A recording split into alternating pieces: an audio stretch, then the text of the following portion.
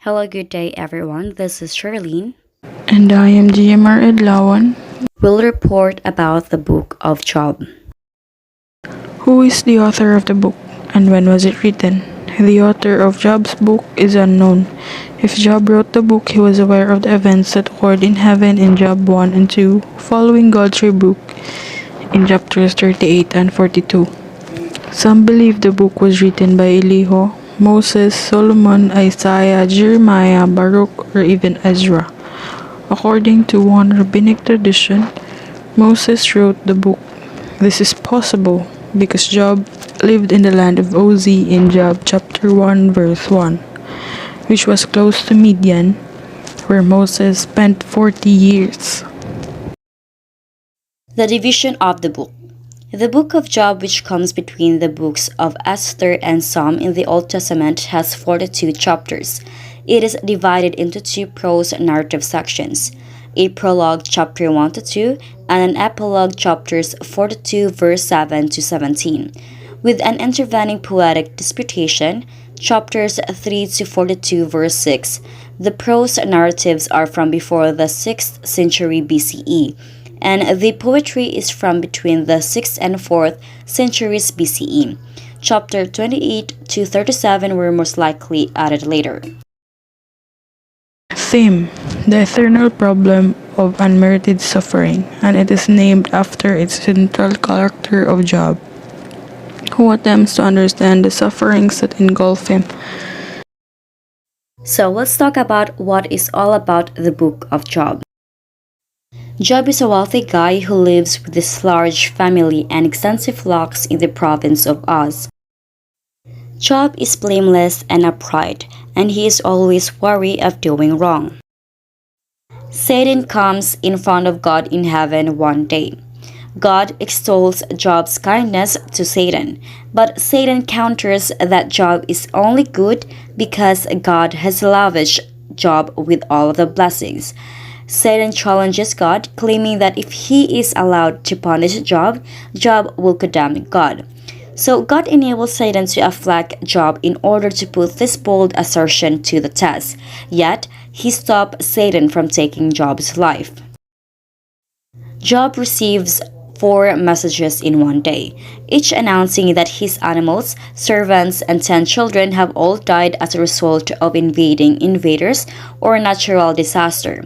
In mourning, Job shreds his garments and shaves his head, but he continues to honor God in his prayers. Satan reappears in heaven, and God gives him another chance to put Job to the test. Job is suffering from terrible skin rashes this time. Job's wife tries to persuade him to curse God and give up and die, but he refuses, unable to accept his situation. The 3 of Job's friends, Eliphaz, Bildad, and Zophar, came to see him and sit with him in silence for 7 days, in honor of his grieving. Job speaks on the 7th day, starting a discourse in which each of the 4 men expresses their feelings about Job's afflictions in extended, poetic words. Job curses his birthday, equating the life and death to light and darkness. He wishes he had been born in the dark and wishes he had never been born, believing that light or life simply adds to his sorrow. Eliphaz argues that Job, who had before consoled others, now demonstrates that he never truly knew their suffering. Eliphaz feels Job's suffering is due to a sin he has done, and he encouraged Job to seek God's forgiveness. Bildad and Zophar agree that Job had to do something bad to breach God's justice, and they suggest that he should try to be more blameless in the future. Bildad believes that Job's offspring brought their own deaths upon themselves.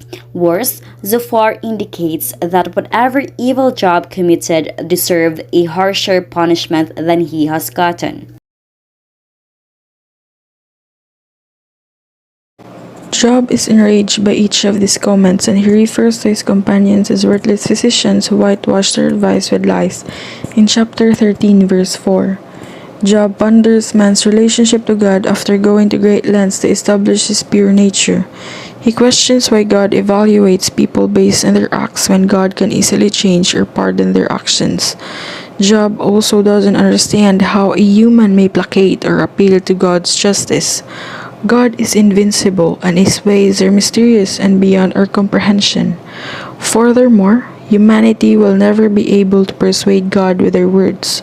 Job admits that he does not comprehend himself well enough to adequately make his case to God. Job begs for someone to act as a mediator between him and God, or for God to send him to Sheol, the underworld.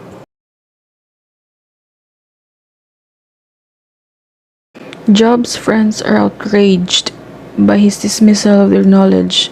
They believe his inquiries are deceptive and that he lacks a proper fear of God, and they utilize a variety of parallels and metaphors to emphasize their point that immorality brings nothing good. Despite these critics, Job maintains his confidence, stating that even if he has done evil, it is his own personal problem. He also believes that in heaven, there is a witness or redeemer who will testify to his innocence in chapter 16 verse 19 and in chapter 19 verse 25. After a while, Job's chastisement becomes too much to him, and he becomes caustic, irritable, and fearful. He bemoans God's iniquity in allowing evil individuals to prosper, while he and many other innocent people suffer. Job wants to confront God and express his dissatisfaction, but he is unable to physically locate God to do so. He believes that wisdom is beyond human comprehension, but he chooses to pursue by respecting God and avoiding evil. So, what is the message of the book of Jobs gives us to readers? The point of the book is that even if they haven't sinned, the upright can suffer. God will do as he pleases. And we must respond in the same way that Job did. Job 2 verse 10 says, "Shall we indeed accept good from God and not accept adversity? In all this, Job did not sin with his lips." The next time we suffer, we should not assume we have sinned, and instead, we should recognize that we may be in the middle of competition. So instead, let us all praise God. My own takeaway from the book of Job is that it is critical to maintain faith, especially in the face of adversity. As a corollary, it demonstrates that one should never succumb to despair. Job's trials demonstrate that faith in God is even more important when everything appears hopeless. My realization from the book of Job is that God does not listen when you complain, that we should move forward in order for God to respond to you. You must greet everything with positivity. Always preserve the faith no matter how awful the conditions of life may be. To put it in simply, God does not require our comprehensions and does not owe us an explanation for his acts. It reminds us that we should trust God and allow him to act in our lives, regardless of how we pursue our circumstances. Thank you for watching and listening, classmates. Again, this has been Charline G. Larona. And I am Jia Marie Adlawan. We both hope you learn from us today. Thank you.